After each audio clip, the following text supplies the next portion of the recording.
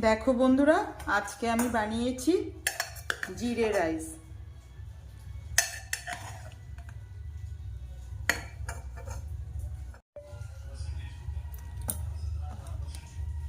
দিয়ে দিলাম। আর সাথে কি বানিয়েছি চলুন। সাথে বানিয়েছি মটর পনির।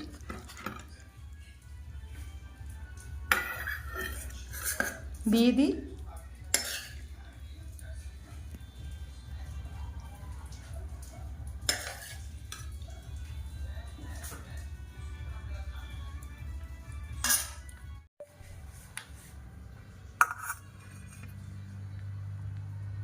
টেস্ট করে বলো কেমন হয়েছে।